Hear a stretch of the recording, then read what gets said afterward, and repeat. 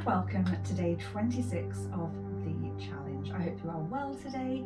You're only going to need yourself, but you may want to be able to easily access either the frame of a door or your chair. Also may be helpful for a few of the exercises we're going to do today.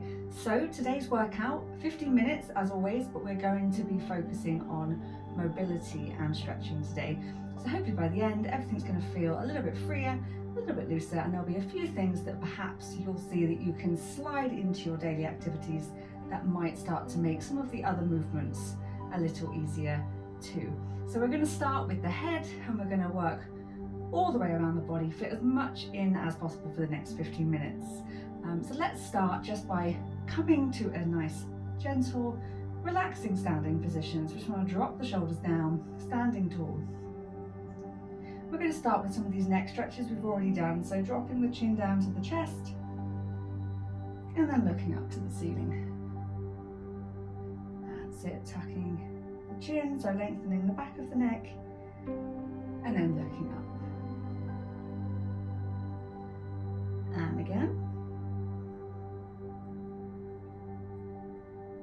Good, and then we're going to come back to neutral, taking it to the side. So left ear down towards your left shoulder, and then taking the right ear over to the right shoulder, and then back to the left.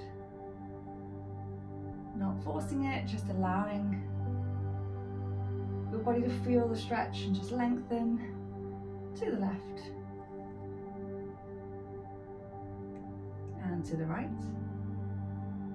Back up to the top. We're going to take a look over our shoulder now. So looking over the left shoulder, don't let that shoulder follow. And looking over the right shoulder. Back to the left. Looking to the right. And to the left once more. And then back to the right. Coming back to neutral. We're just standing again. Big breath in. Bring the shoulders up to the ears. And out, relax. Inhale, lift. Exhale, release. One more time.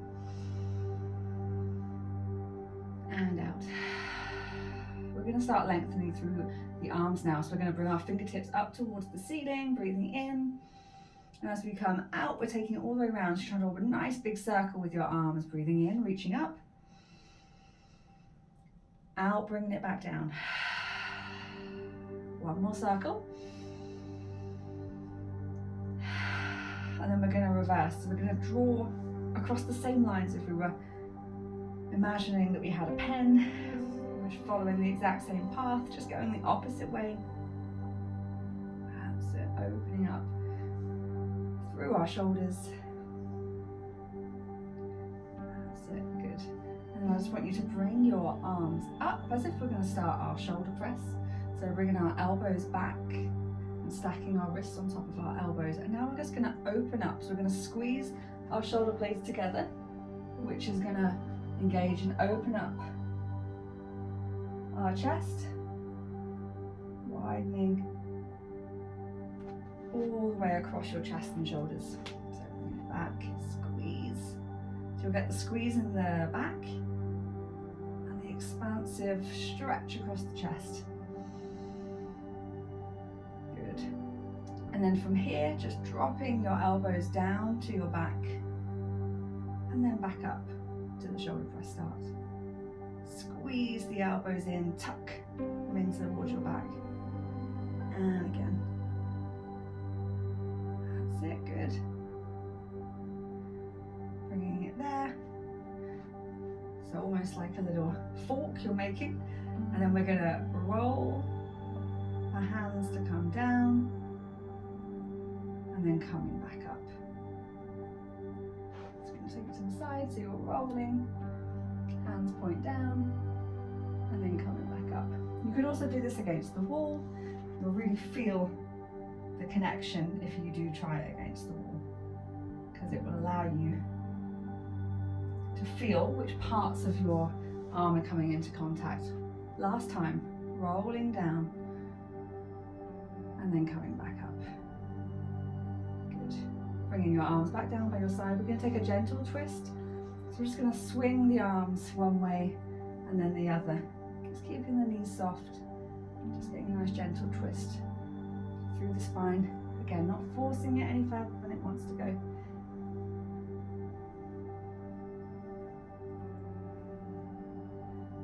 That's it, nice. One more each way. And then slowly bringing it back. And then we're just going to warm up the fingers a little bit. So I want you to wiggle each of your fingers and thumbs. Just try and get as much movement and stretch and squeeze and stretch and squeeze. Really get them wiggling and moving as much as possible in every direction. Back and forth, round and round. And then we're just going to start to rotate the wrists. So you can go clockwise or anti-clockwise first. We'll do it both ways. Just try and get as much movement in your wrists as possible. That's it, one more, and then we're going to switch directions, whichever way you're going. Reverse it, so this is probably slightly more awkward. You always go your most natural way first. That's it, nice big circles. Fantastic, then bringing your hands together and pushing, and that in itself should give you a nice stretch through your wrist as well, because you're flattening that out. And then bringing the fingers down, we're just going to start extending through the arms. So straightening your arms, gently bring your fingers down towards the floor, lengthening up through the arm,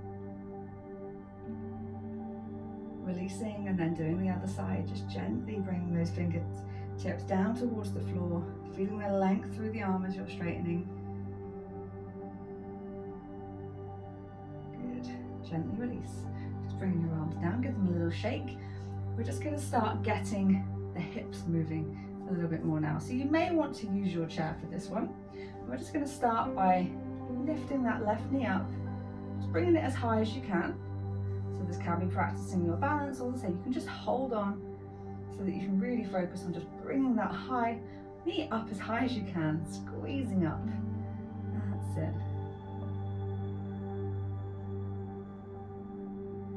And then this time we're going to come up and then open out and then come back on the same path like an arc. So we're going out to the side, opening up through the hip and then bringing it back into that high knee lift position.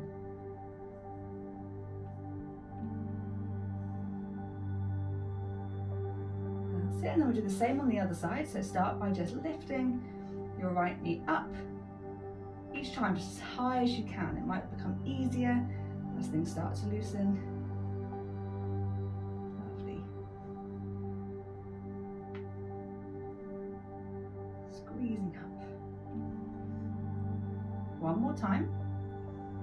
And then we start with our arc. So we bring the knee up, opening out, bringing it down, and then back up and to the front. Lift, open up, and then back into the center. And open. That's it, nice. It'll be interesting to notice which side feels easier, which side feels more challenging. There's always the nuances and the differences between each side. Last one. That's it. Well done. We're just going to open up a little bit more through the hips here. So you might want to hold on to your chair or the wall or a door frame, whatever you've got available. We're going to stand on our right leg and we're going to lengthen our left. So we're going to kick it back and then kick it forward. So we're just trying to get as much height both ways as possible. Try not to twist the knee. So that stable right knee, you don't want to be twisting. And you're just going as far as you can. That's it, and one more. Lovely, coming back to standing. Now we're going to bring the weight into our left leg and do exactly the same on the right side. Make sure you've got the space. Probably should have said that on the first one. Make sure you're not going to be kicking anything over. That's it. Nice big kick up, kick back.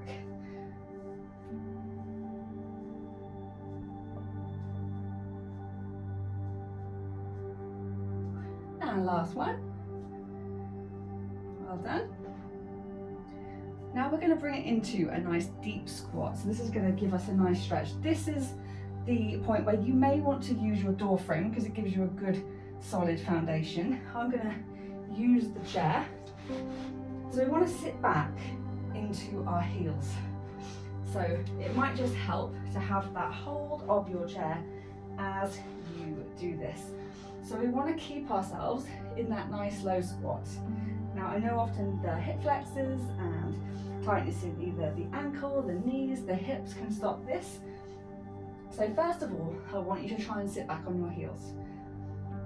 That's why often holding on to something just helps you because you can really sit back, get nice and deep.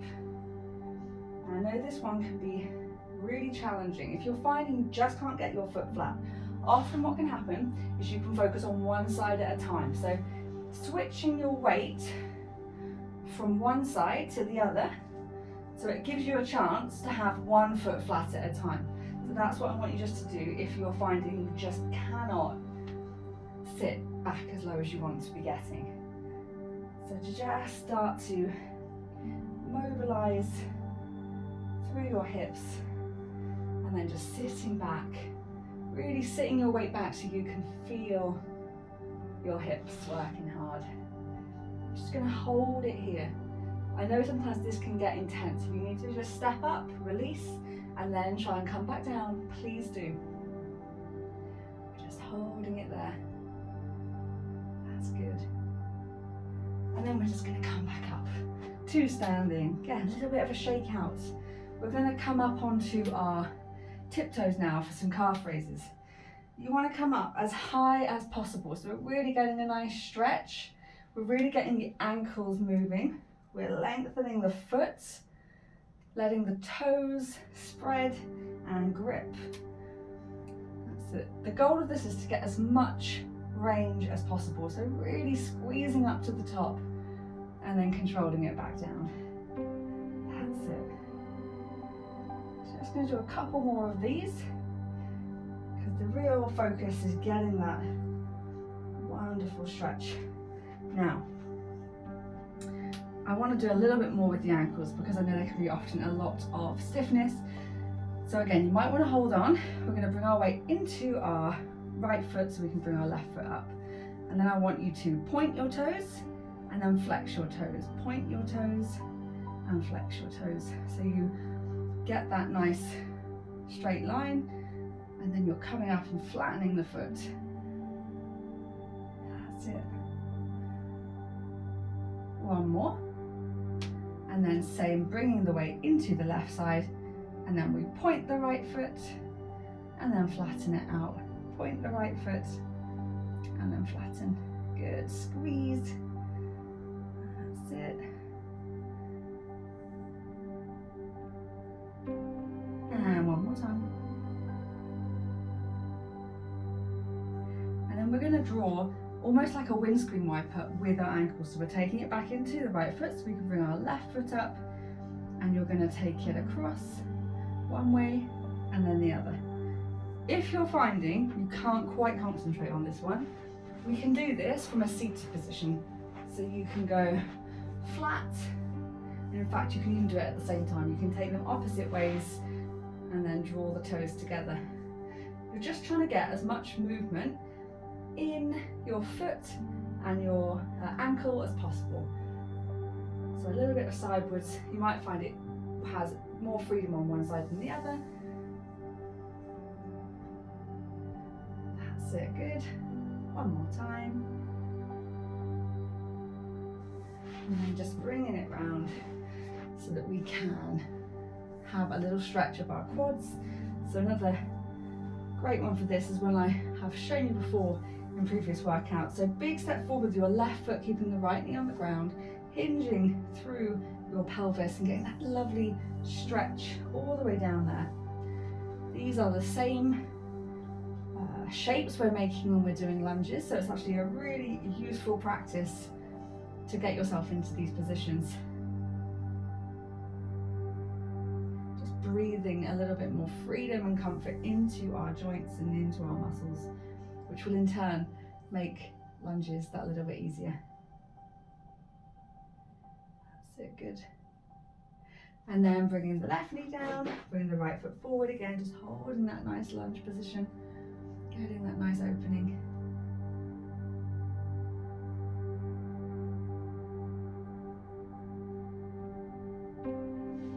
And then coming up onto your feet, take a nice big breath, reaching up to the sky.